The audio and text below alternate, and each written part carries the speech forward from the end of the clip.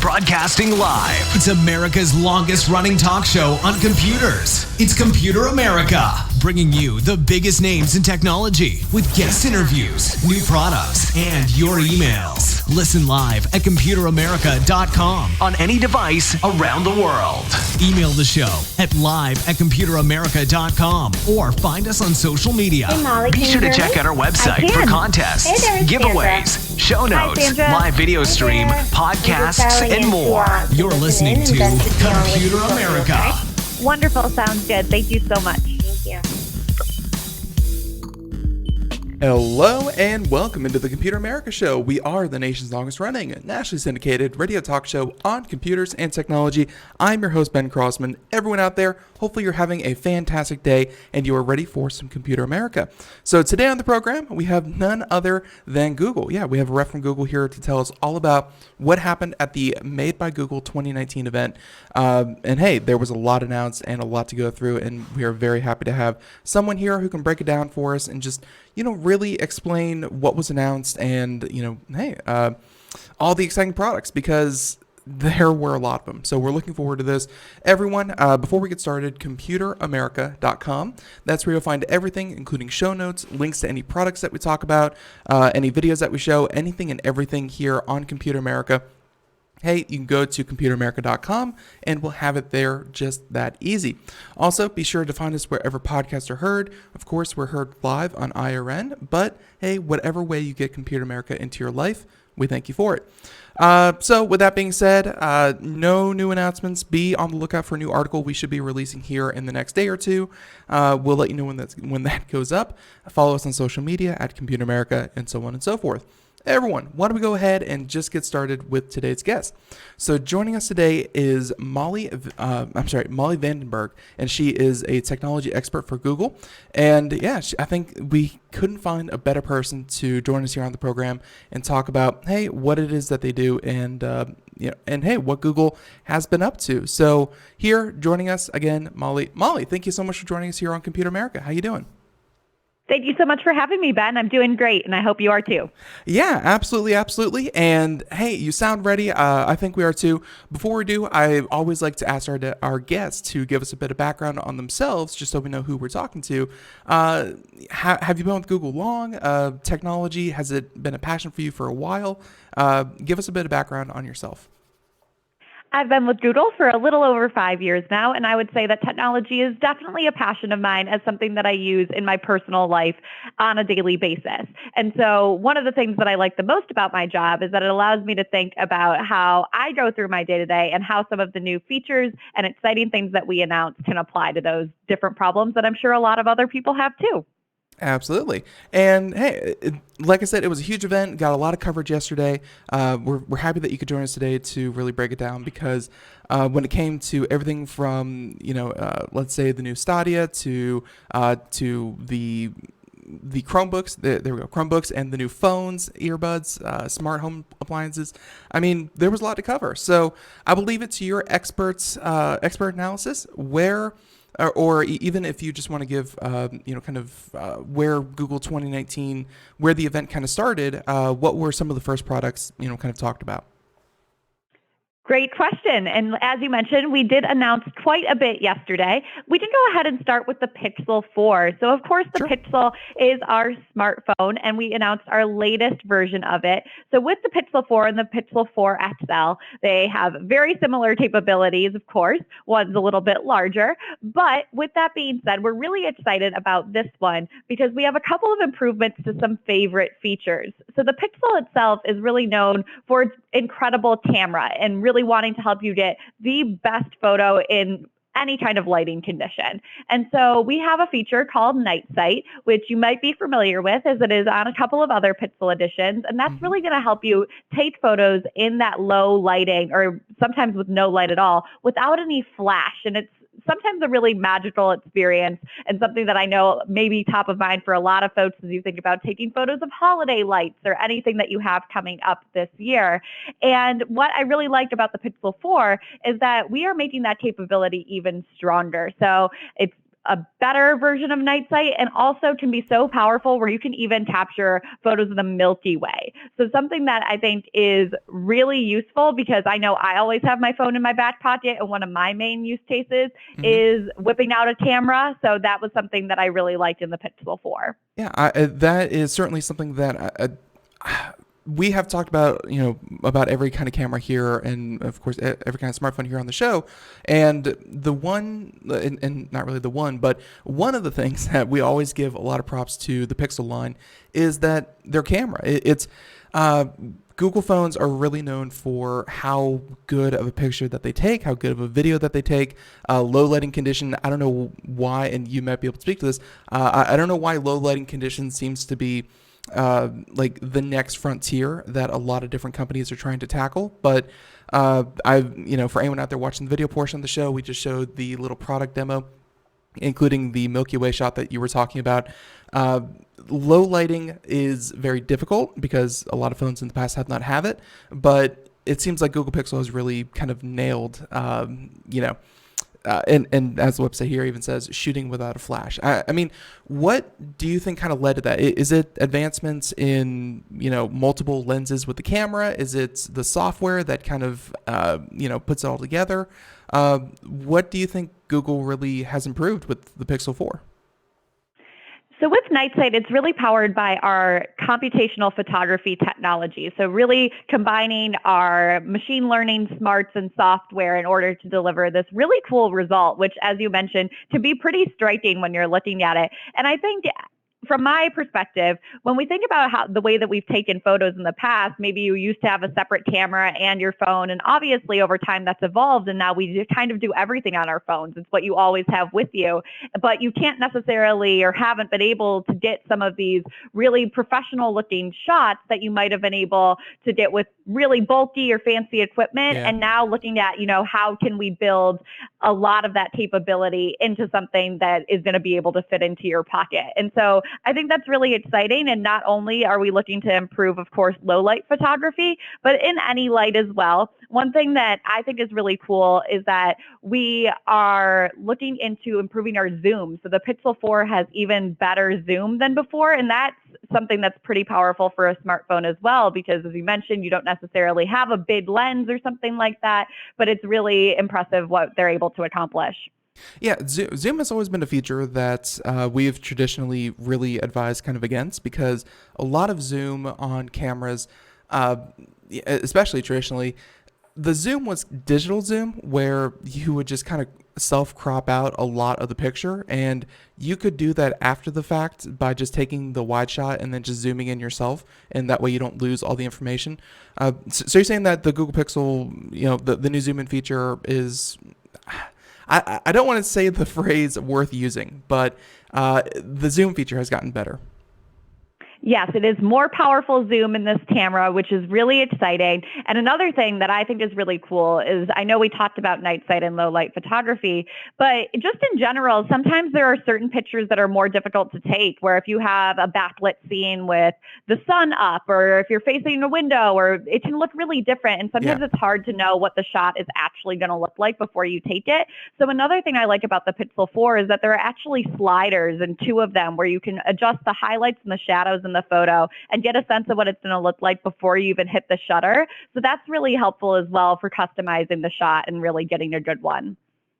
It seems like you would really recommend the Google, the Google Pixel 4 for really people who are, just huge into cameras, which I guess is one of the biggest parts of a phone. Like you would think a phone would be for, calling people, but taking pictures seems to be something that's, not to, make a pun here, but is really a focus for Google.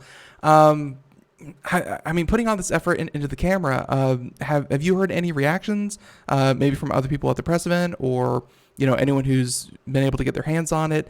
Are they impressed with the camera quality? Well, I always appreciate a good pun, I have to say.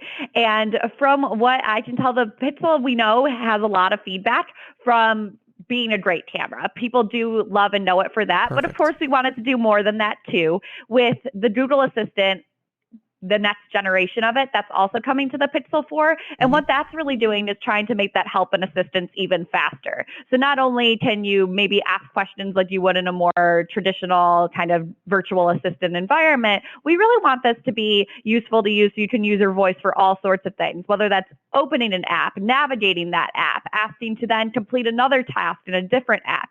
We're really thinking about how, in addition to providing a great camera, we also can help you get things done, whether that's making a call or doing any of the hundreds of things you can probably do with the apps on your phone. Yeah, I'm definitely looking forward to talking about the apps. Although I'm going to maybe throw you a little bit here by jumping to the price, because the price of this phone is one thing that really stood out to me. Because we're seeing phones from other flagship phones and really expensive phones that no one really has that quarrel with busting that $1,000 price point. In fact, some phones are getting up to $1,500. I think the Red camera, the Red phone, which didn't do too well, the Hydrogen One was up to like $1,800. And then of course the Galaxy Fold was like $2,400 or something like that, but it was like a limited run. The price of phones is getting really ridiculous, but I'm kind of refreshed to see that even the XL, which is the bigger version of the Pixel 4, even that comes in at under $1,000, like fully loaded. Yep, we're starting at $799 for the Pixel 4 and then upwards of that for the XL. And of course, there are other customizations there. Yeah. And for us, I think it's really important to give people options. There are going to be people that have all sorts of different budgets. And of course, we by no means think that this solves all of the problems there, but I think that it's important to keep that in mind. And of course, we want to deliver excellent features that are really helpful no matter what the price point. Absolutely, and it really shows. So going back to the Google Assistant, and I'm going to, I guess it really doesn't matter at this point because we've heard feedback from some of our listeners that saying the word, and we've said it so many times, saying the word Google wakes up their assistants, and we can, cause some headaches there. But too bad. Now, let's go ahead and talk about the Google Assistant. What's new? What's different? Digital assistants in general. Let's just take this from the approach of someone who maybe has not bought into the idea that using a digital assistant is worth the effort of learning or worth the effort of doing. They would rather poke on their phone all day. Talk about the Google Assistant just in general. How good is it for productivity? And then let's go into what's changed with the Pixel 4. Great question. We really want to make sure that the Google Assistant is, in fact, sort of your personal assistant. That is the goal. So it is designed to help you be more productive. And as I mentioned with the Pixel 4, the goal is for it to have a really natural kind of feel as you are asking for these different commands and you are thinking, open YouTube, show me a video of this, possibly without having to repeat the hot word or over and over. Mm-hmm. And so that faster capability in which it's able to more seamlessly navigate through apps is something that's new with this generation of the Google Assistant and coming first to Pixel 4. So that's been pretty exciting. But in addition to the Google Assistant, of course, we want to help you be productive on your phone, no matter how you choose to interact with it. And that brings me to another one of my favorite features about the Pixel 4 that I think is really helpful. And that is with motion sense and quick gestures. So if you are someone, I personally like to run on the treadmill and I like to listen to music when I do that. But what I hate the most is that when I feel like I don't want to listen to that song, I have to pick up my phone, I have to unlock it, I have to fumble around with some taps. Mm-hmm. And with motion sense, you're actually able just to swipe your hand over the phone and it will skip the song. It also works for things like dismissing calls or snoozing alarms. So that can be really helpful as well. So even if you say, hey, I might not interact with my phone with my voice, maybe you want to still be really productive and get things done without even having to pick it up. That is a very different way for to control phone. And for anyone out there watching the video portion, we have the part of the website that's showing that, where just kind of wave your hand forward, back, and that kind of thing.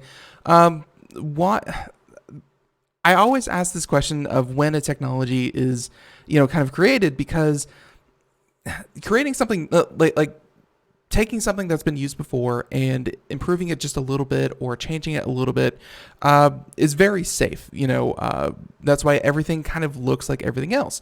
But this kind of motion sense, we've seen it on other products, but we've never seen it on a phone before.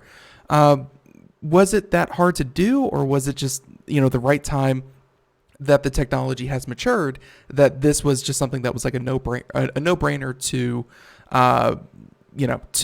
do?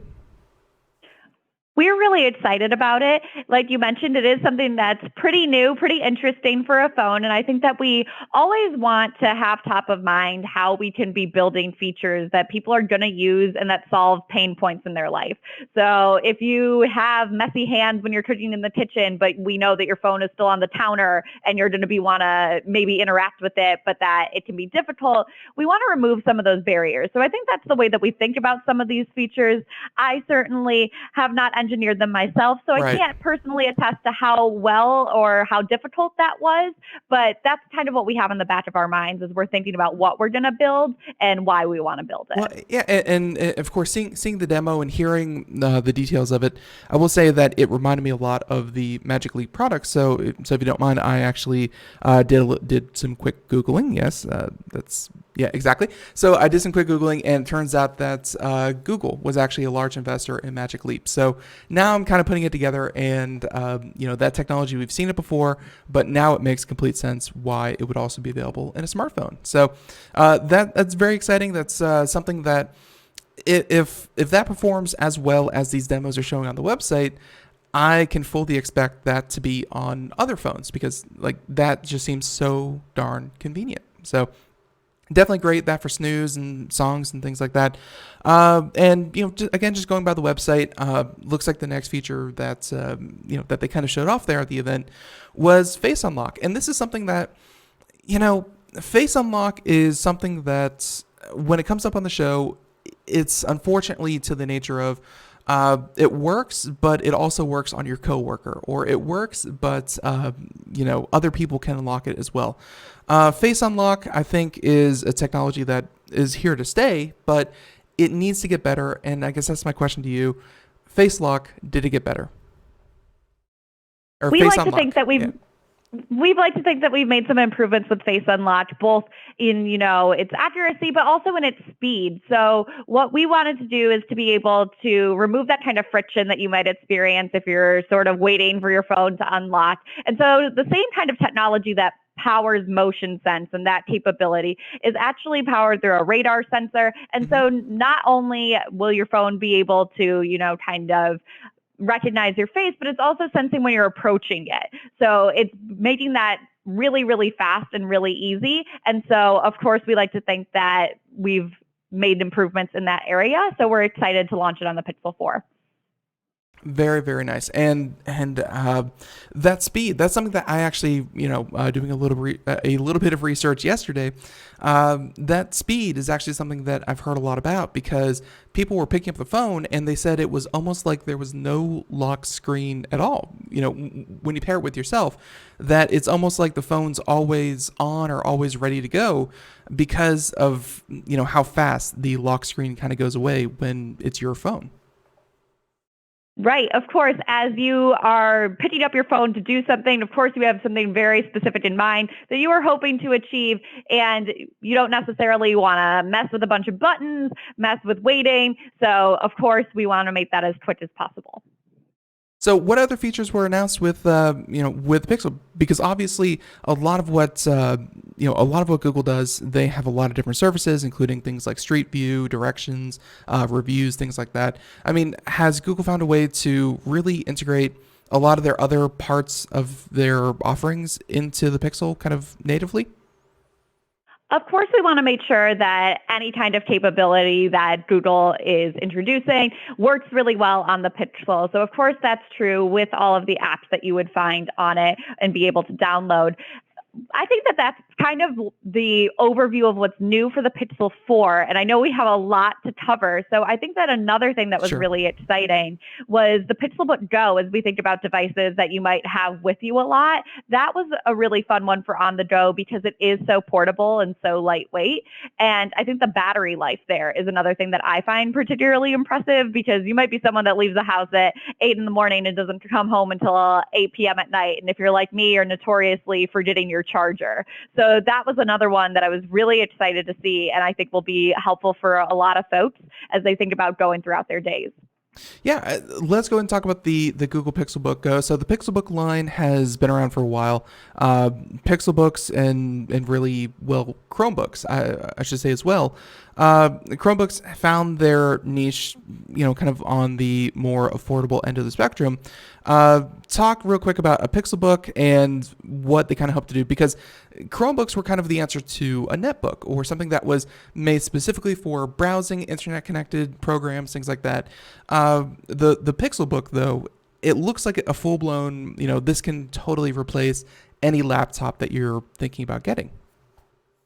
We want it to be high performance and also durable, but we want it to be lightweight and portable as well. It's really designed for that person who is on the go, but still wants performance out of their laptop. So of course it's built on top of Chrome OS, our operating system, and it's really speedy, fast to start up, gets automatic security updates, a lot of those features that people love about Chromebooks. And another thing that's really interesting here is about the design. So as we mentioned, people might be taking this anywhere from a coffee shop to get some work done or cramming it in their overstuffed suitcase. So in addition to making sure that it was thin and lightweight, we also wanted it to be easy to carry around. So it has a grippable texture on the back that makes it nice and easy to hold with just one hand. But the other thing that I think is personally my favorite thing about the Pixelbook Go is that I have been accused of being a loud typer by several of my colleagues. And so what I really like are the hush keys. So they eliminate that possibly irritating clacking sound. Yeah. And that, of course, is valuable to you if you're going to be in an environment like a cafe or on the move constantly. You don't want to be bothering the person next to you. So that was pretty fun to see, too. But are you really typing if people don't know that you're typing? I completely understand it. And yeah, and I actually noticed that back, and I thought it was just something to do with the heatsink and, trying to keep the, try to keep, because obviously if you're going to be productive on this thing for a number of hours, then the heat's going to be an obvious problem. But yeah, I mean, the grippable part on the go, great. I will say though that a lot of people like to put cases on, on laptops like these. So hopefully it's, durability. Like I have not tested the durability myself, but I'm sure there will be plenty of cases and covers and carrying packs and things like that for the Pixelbook as well. So very, very cool. And so again, just kind of flipping through the features here. Anyone watching the video portion, we're kind of going down the website as we go, and pretty big display, 13 inches. That's a very big display. But I guess something also, even bigger is high definition picture up to 4K. Why was 4K a priority? And obviously you didn't design this, but for Google in general, I guess I should ask: is 4K a priority for their products going forward? We know that people use their laptops for all sorts of things. I know we've been speaking about Pixelbook Go in a productivity sense and maybe in a workplace sense, but more and more, some people maybe use that as their main screen that they watch TV on or watch a movie on or play games on. And for that reason, I think that for a lot of people, resolution is an important feature. And it's also really important that you give folks choice so that way they can customize the laptop that's going to be best for them. So different options. And of course, having a big bright screen is going to make those things nice and easy for people, especially if this is going to be a device where you expect that you're going to consume a lot of entertainment and a lot of media. Right, and a 1080p camera. So obviously you could have, so you can have chats and things like that. That'd be great. Let's see. So so there's a camera and huge speakers as well, which is something that I think a lot of people are going to want. Although I'm pretty interested about, obviously, with with the Pixel 4, we talked about the assistant, and hey, I expect that if the assistant is getting better on one device, I think most people can expect that the assistant will be better on most devices. The assistant's fully integrated into the Pixelbook Go, right? Yes, of course we want the assistant to be a pretty seamless touch point across a lot of different devices, because that's going to be a really helpful experience for you, whether you're on your phone, your laptop, or whatever is going on. So the assistant, of course, is something that we're always looking to improve over time and customizing that experience to whatever it is that you might need, thinking about new features. The assistant ties a lot of things together and something that I'm really excited to see more of and figure out more of in the future. Absolutely. And I just have to ask you, as kind of a design point that I've noticed with Google, sure, they have their black and their dark colors, but they also have, I think the Pixel 4 had like kind of like a pink color, and then the Pixelbook Go had the not pink color that you can order. The colors, is Google looking to expand that, or are they happy with their not pink and, kind of black choice? Great question. Color is something that we think about a lot at Google. And of course, we want to provide a lot of different options for anyone who might want something like a more classic black or something more exciting. So I know you mentioned Pixel 4, and we have the Oso orange color this year. Not pink is always a popular option. We have it in a couple of different products, but we did announce it for the Pixelbook Go this year. And it looks really beautiful. And I think it's kind of a nice change of pace. There are definitely a lot of different colors for laptops in the game, but it's pretty refreshing to see one that's kind of more beigey, more neutral. And I think it really speaks to something for everyone. There'll be, if you are someone like me who most of your wardrobe is black, maybe you want the just black laptop. But if you're looking to have a little bit more fun, or even if you feel like it goes better with your decor when it's sitting out on your table, then maybe not pink is right for you. Right. So we definitely want to have those delightful surprises. And I think that that's also true of like our home devices, in which we have a few different options depending on what you're looking to accentuate. Right. So and so design aside, if and if you know this off the top of your head, I apologize if you don't. But when you're actually ordering it, and obviously some people, they're going to use it for for meeting and emails and things like that. For general productivity, they're going to be happy with the base model. Starts at about $650. But then you have options that go all the way up to, looks like the Intel Core i7 16 gig RAM, blah, blah, blah, is coming out soon at about $1,400. Those different price points, could you speak to kind of the specs that this Pixelbook Go has? I think the best place to look for specs is, of course, on store.google.com, where you'll be able to see a full breakdown of what every one of those versions does for you. As you mentioned, there are quite a few of them to choose from. So depending on what you're looking to do with the device and what your lifestyle is like, you can find the one that's right for you. I gotcha. So yeah, and we even have that up there if anyone's interested. This thing can get really, really beefy. I mean, I'm running a tower that you could probably turn into a mini fridge, and it has about the same specs that the coming soon highest end Pixelbook Go has. So it's very, very impressive. Although the storage, don't be put off by the 256 gigs, because this is running Chrome OS, I assume, so everything is always internet connected. It's always going to be update and fresh, and the storage, I'm sure Google Drive will have you covered for any of that kind of storage, right? You've got it. So as you mentioned, runs Chrome OS, really speedy, fast, gets those automatic security updates.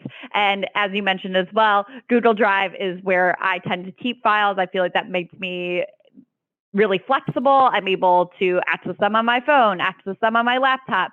So that's the way that I prefer to work. So depending on what's right for you, you can make that call, but certainly a great option to use Doodle Drive and definitely great for your storage needs. Right. So there you go. There's the Pixel 4 and the Pixelbook Go. Those are probably two of the, I guess, largest and most intricate devices. But there were, like you said, a lot of different devices announced. So where do you want to head to next? I think we should go to our two home devices, which were two of the other big products that we announced yesterday. So the first of which being Nest Wi-Fi. So this is the updated version of our Google Wi-Fi system, which is, of course, mesh technology. And if you aren't familiar with mesh, you can think of it like a light bulb. So if you have one light bulb in your house, that might be okay for one room. But if you have multiple rooms, you probably need multiple light bulbs. And we think about Wi-Fi kind of in the same way. You might have that one back bedroom where the TV is always buffering because the connectivity is not as good there as it is in other parts of your house. And so these systems were really designed to mitigate that. So you have one point that's your router that plugs directly into your modem, and then you have several other points that you can plug into a standard outlet in your house. And so what we were really excited about with Nest Wi-Fi was a couple of different things. The first is that it's stronger than the previous version, which is exciting. Mm-hmm. The second is that we updated the design a little bit. I know we talked about color earlier, so there are now some fun pops of color that you can pick and choose from as well. So that way you can customize what's going to work best in your home, and they look really nice, not necessarily like a traditional router. So it'll be good to have them out in the open, which of course is best for your signal, but will also blend in. And then the other thing that's really exciting is that in the points, the Google Assistant is built in. So it's kind of like getting two devices in one because it is also a smart speaker and has a really great speaker in there as well. So you can accomplish a lot of what you were looking to accomplish with, say, the Nest Mini, which is the other product that we announced yesterday. Right, and we're going to talk about the Nest Mini in just a little bit, though I do want to speak to this idea of mesh routing, and it really got popular about a year ago. It was available for 2 or 3 years before that, but I guess there was this idea that a lot of companies were selling these things called Wi-Fi range extenders or repeaters or things like that, and then I guess someone had themselves a really good idea and said, how about instead of just extenders, what if we just had more access points? So it would be the full-blown thing and not just, something that was kind of like a Band-Aid solution. So it's nice to see that Google has got in on the fun. I will say, though, that, something that was, I guess, kind of throwing me just for a second, and I want to make it clear to everyone, not just myself, that this is the Nest Wi-Fi router. The Nest, in my, I guess I was kind of conditioned to only expect Nest to be with the thermostat, but it looks like Google has been expanding the Nest name to really any of the home internet connected devices, right?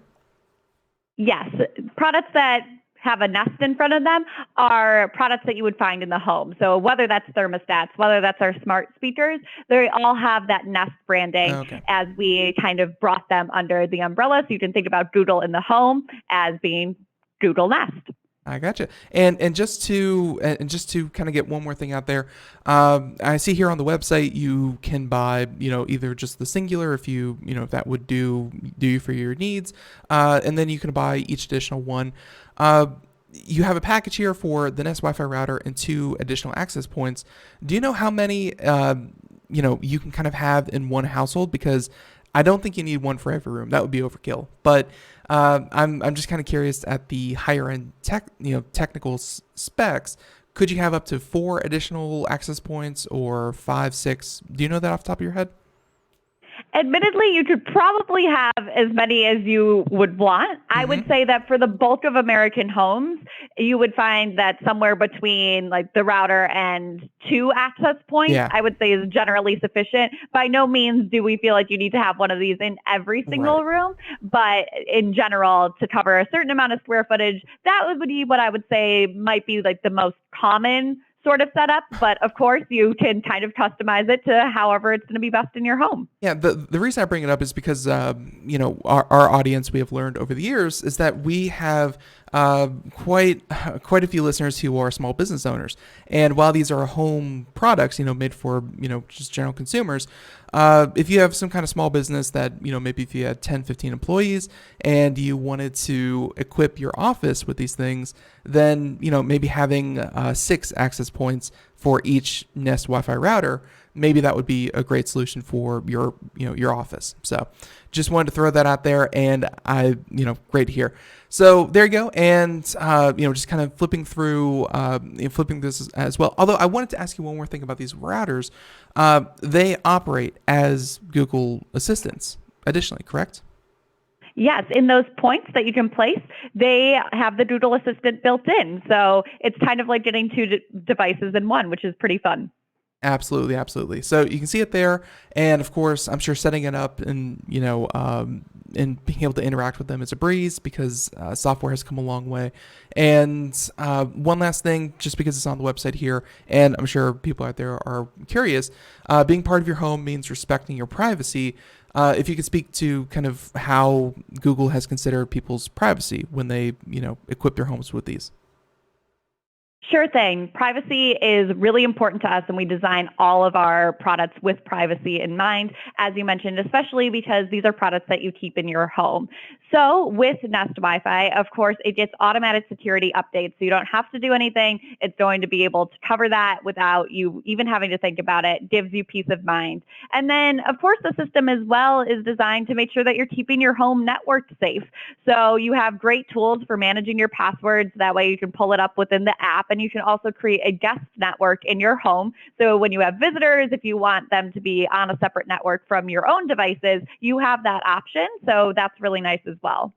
See, again, that just speaks to almost the small medium business solution that I was talking about, where a lot of businesses have a guest Wi-Fi that that customers can use, but having that for your home as well. I get so frustrated whenever someone comes over and they're like, "Oh, hey, can I connect to the Wi-Fi?" And the password's about 20 digits long and very hard to remember. So very, very simple, and I'm glad that you have that as well. So there you go, the Google Nest Wi-Fi, and that's the third product. You also mentioned another product, so let's go ahead and continue on. Yes, the Nest Mini. You might be familiar with the Google Home Mini, which was our affordable smart speaker that we announced a couple of years ago. Mm-hmm. And it has a super small, very convenient design. The design looks very much the same with the Nest Mini, but this is an updated version with a lot of improvements under the hood. So it actually has twice as strong bass. And so that speaker, even for being a small device, is going to have nice big sound. So that was something that we were really excited about. And then the other thing that I think is important about the Nest Mini is that it also has a wall mount. And I live in New York City, so counter space is very precious to me. Mm-hmm. And so it's nice that you have the option to then mount the Mini on the wall. So you'll still be able to get all of that great help, but still be able to hold on to all that shelf or counter space. Wall mount is something that I'm sure there are videos or pictures of people who did that themselves by, gluing the back of it and gluing it on their wall. Was that something you think that Google heard from their customers and said, it would be nice if, and it kind of happened? I think what we have talked a lot about today is the idea of giving people options. So I think that, of course, there are people that are going to use our products in all sorts of unique ways or think about different ways that they can use them. So the more and more that we can build that into the design and give people different options for what they want to do, I think that that's something that we'll always continue to take a look at. And just to... I don't know. So obviously you're going to have, the Wi-Fi access points that we just talked about. You have a lot of Nest products, and one of the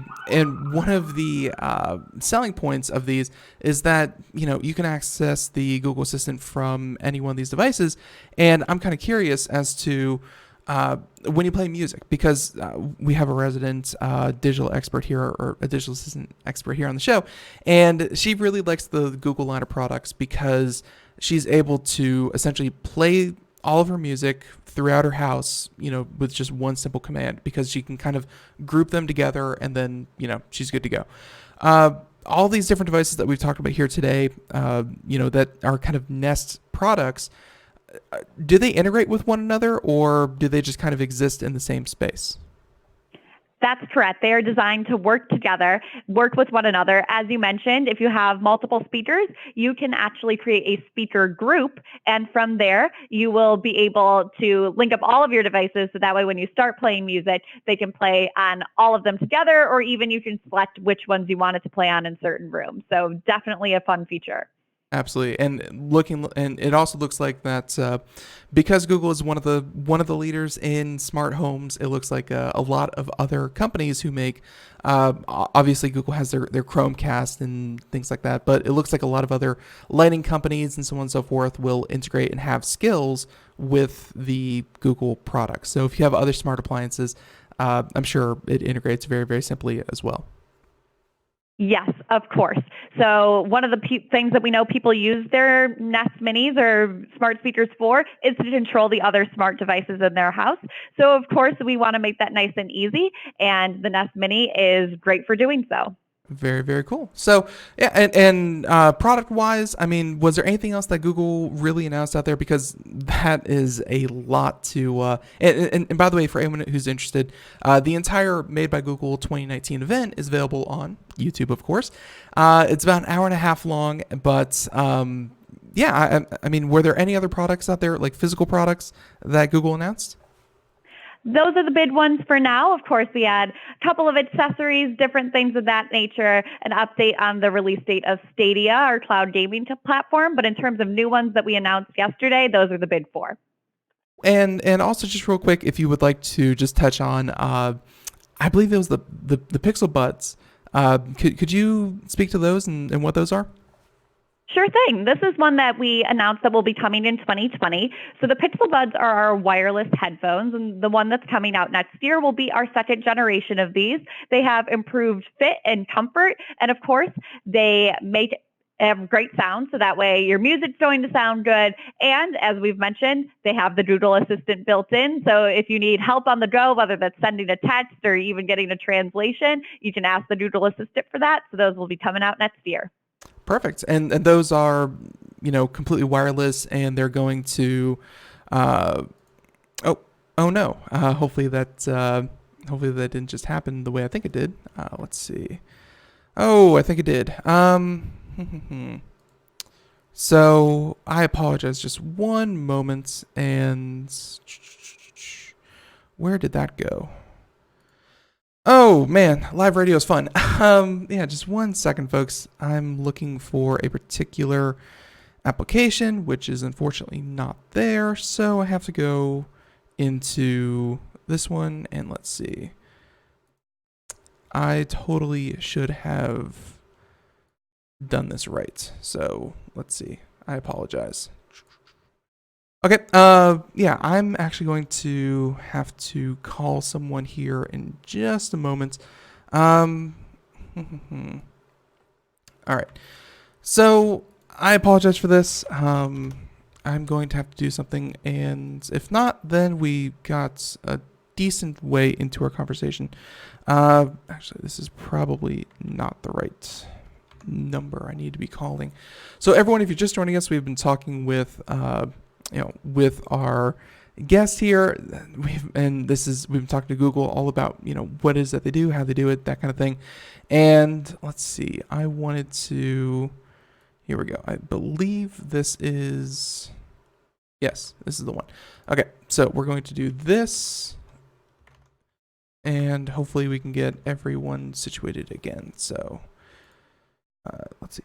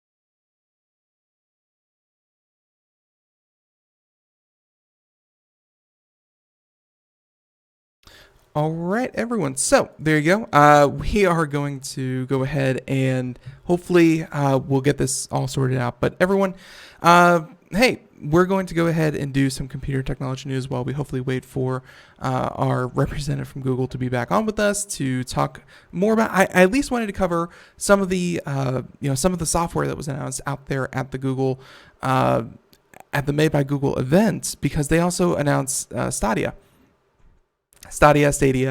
however you pronounce it. And I was actually curious to, kind of hear how Google is looking forward to that product. So hopefully we'll get them back on, and hey, it'll be good to go. So with that being said, we'll go ahead and do computer and technology news. And actually, we can probably stick to, kind of Google news and, try to keep it all in the same vein, all in the same theme. So everyone, here we go. Computer and technology news brought to you by Computer America.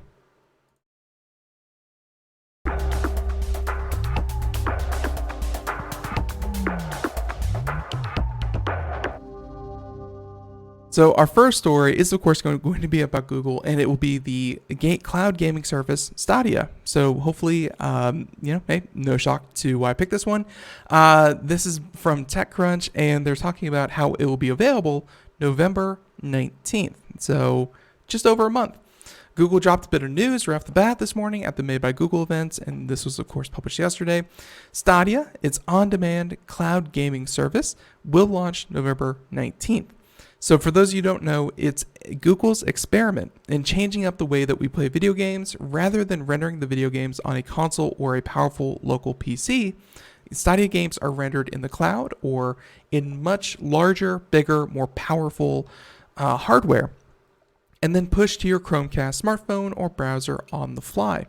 And you can see where the benefits of that can be, can really stand out, because obviously if you don't have a very powerful unit, hey, it's okay, because all of the processing power is located elsewhere. It's going to be okay. But I guess the problem there has been this issue of latency, although I do recall doing a story about a couple of days ago about this idea of negative latency, where Google's own artificial intelligence would kind of predict what input you should be doing, and if it detects that you do that input, it will already have it queued up and it will already send it out. It sounds a little bit like, kind of like a game assist, but if it works out well, and I'm very curious on how it will actually play, but if it does that, then hey, looking forward to seeing what happens. So the Google Stadia, again, the big announcement was this that it was coming out on November 19th. And for those of you who don't know, it's going to be for about $10. It won't be for any and every game, and there will be a separate controller that you can, of course, buy. But the games include things like Cyberpunk 2077, Final Fantasy 15, Assassin's Creed Odyssey, and Mortal Kombat 11. Mortal Kombat 11, of course, being a very graphic game. So, this is not just for kids. This is going to be a very important or big release. And by the way, they have the full list here, and everything from Baldur's Gate 3, Farming Simulator 2019. I know you folks are really clamoring about that one. A lot of great games. I hope that they play well. The big test will be in those multiplayer games and how well it actually performs. So I'm pretty excited about that. Let's see. So let's see. I think. All right. So some of the other things that they announced, we and with our representative, we talked about their phone, their laptop. We talked about their home devices. We talked about their Wi-Fi and their access point. There's a new voice recorder app that can perform live transcriptions of videos on your phone, which is pretty exciting. The Stadia, which you mentioned, the Pixel Buds, there you go. And I'm trying to see if there's anything else that we really didn't cover. And I think that's about it. Obviously we could go into further detail. I really wish that we could have finished up the interview with our guest. But hey, we got a lot of great information, and I want to thank our guests so much for coming on, for coming on and talking to us all about the products. Miss Molly Vandenberg, for coming on the show. She is a technology expert for Google, and obviously someone out there who is here to really spread the word about all the great work that Google is doing. So there you go. Very happy to have him on, and we're going to just kind of say that interview is wrapped up. Obviously, we wish that these technical difficulties didn't happen, but I think it went well regardless. So there's the Google event. Hopefully you learned something, and you're looking forward to some of the Google devices. I know personally, I actually, even before this big event, I was actually very, very, very interested in the Google Pixel 4 XL. So hopefully I'm able to get my hands on one of those here soon. So let's go ahead and continue on with computer and technology news. We have tons of different articles that we can, of course, talk about. And I think that our next story that we're going to go to is none other than... Okay.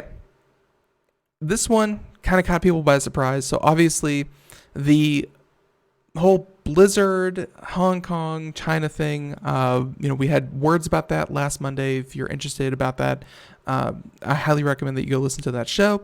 But otherwise, it's kind of showing that this is getting to Blizzard.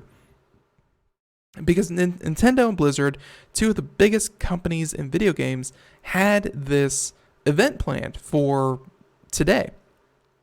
Today the 16th, that they were going to do this big launch where Overwatch was coming to the Nintendo Switch, which is one of the biggest games in the world right now, coming to one of the biggest consoles in the world right now. And in fact, they had this whole thing set up in New York City's Rockefeller Plaza at the Nintendo store. And check this out. They canceled it. They canceled it with like 2 days notice or something like that. They canceled it like October 14th. So they said that this came from word from Nintendo. They apologized for the inconvenience, all that kind of thing. But otherwise, hey, it's, it happens. So Blizzard initially responded by banning the competitor. If you don't recall, he used the Blizzard tournament as a forum for political speech. And Blizzard didn't so much like that. I think it had to do with... it probably had a lot to do with the content of the political speech as much as it had to do with the using their tournament as a political forum. And I think, if Blizzard is going to get into an arena where they want the personalities, they don't want nameless people playing against each other, they want the personalities, then they have to accept, just like all other arenas in sporting events, that the best of the best, in this case it was a grandmaster, the best of the best athletes, or people who play video games in this case, they're going to use their platform and their sudden attention on them, just like Olympians have, just like champions have, just like anyone else who achieves a high level of competitive play. Not everyone is going to stand up there and say, I like to thank my mom, I like to thank my coach, and have a nice day. A lot of them are going to turn their acceptance speech or their moment of fame into a cause that they really stand behind. And for Blizzard to ban this person, to take away his prize money, which they later reinstated, they lessened the ban, that kind of thing. I mean, the initial reaction really showed that freedom of speech just was not a priority with the initial reaction to what they had. And I guess they have realized with this whole kerfluffle that the outrage really hasn't had a chance to simmer yet. It really hasn't had a chance to die down. And so they went ahead and canceled the entire event with Nintendo. Of course, the next event is in about 2 weeks. And in about 2 weeks, you have BlizzCon held in Anaheim, California. It'll be held November 1st. And if you think that the internet can't hold a grudge for at least a month, you don't know the internet that well. So obviously, I'm always excited for BlizzCon because I love Blizzard games. But I'm also excited for BlizzCon because, hey, I'm betting there will be a few pointed protests at BlizzCon. So I'm interested to see how Blizzard will handle this and how the people who attend the event are going to handle this. So there you go. That was our first story, and I think our second story that we're going to do, because I think we have time for about two. Here's one, and we'll include that one in the show notes. I don't want to include it with with the guests that we just had on, but I'm actually very happy to see a certain United Kingdom filter is getting abandoned. So that's good. Okay, how about we discuss this one? Scams. The best defense against a scam is, of course, basic internet hygiene. The second best is awareness, and just talking about these things can make people less susceptible to falling for them. So this is from BuzzFeed, and the article is titled, How a Massive Facebook Scam Siphoned Millions of Dollars from Unsuspecting Boomers. And if you didn't know, we have moved on from baby boomer to boomers. We've dropped the baby altogether. And just like we have boomers or Generation Z, Zoomers, millennials, everything has to be a one-word phrase. But essentially, Asher Burke built his company, Ads Inc., on the back of one of the internet's most persistent, lucrative, and sophisticated scams, the subscription trap. And then it all fell apart. Craig Silverman. And yeah, let's go ahead and talk about this real quick. So this article, very, very, very well researched. Let's talk about how it works.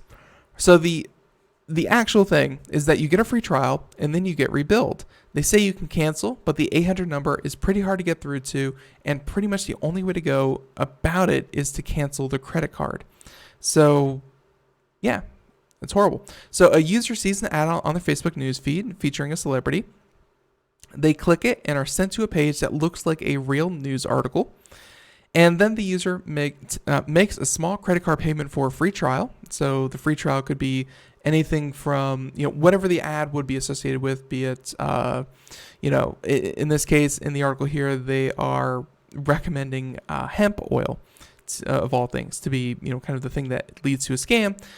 And then days later, they're billed another larger amount as part of a monthly subscription. And I'm sure somewhere buried way down in the bottom is a reason or a justification for charging someone who's maybe, $2 a month for a free subscription, or even $0 a month for a free trial, because, hey, the word free. But then they're turned around and charged $40, $50, $60, $70, $80. And like the article mentions, subscription traps have long been a bane of the FTC, and over the past decade, the agency has gone after perpetrators who've stolen more than $1.3 billion. That's right. And like emails from Nigerian princes, the subscription trap is one of the most enduring and widely profitable scams. Over time, it has evolved in a way that exploits key aspects of the digital media ecosystem, saying that it has a harmony of attention capture, seedy digital advertising, audience targeting and optimization, clickbait, user interface design, e-commerce, and insatiable greed. And I guess the greed comes into, hey, I can get something for free. Turns out, not so much. So, like many of our current digital ills, it targets vulnerable people in the biggest and most profitable digital platforms, such as Facebook. And authorities have proven largely ineffective at stopping it, because really, we're trusting Google more, or not Google, Facebook. Google's on the brain. We're trusting Facebook more and more to weed out what is good, what is bad, what is fake, what is scam, and it's really easy to bypass some of the basic filters that are going to determine if something is a scam or not a scam. Saying that there is one demo that this workflow is targeted towards, and demo, of course, being demographic, there's one demographic that this workflow is targeted towards, and that's baby boomers. So there you go.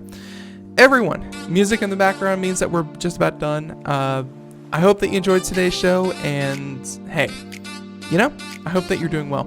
I apologize for the technical difficulties we had with our guest. I think we got a lot of great information.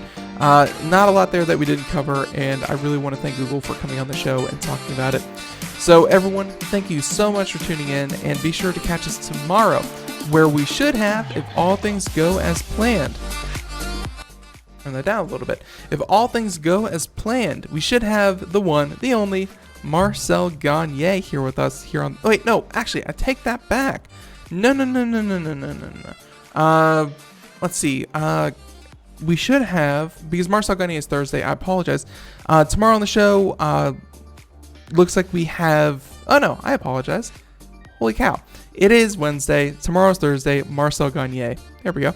And then hopefully Friday, Darius Derek Shani will be joining us live here on the program. Everyone, thank you so much. Have a great day. Catch you next time. Bye, everyone.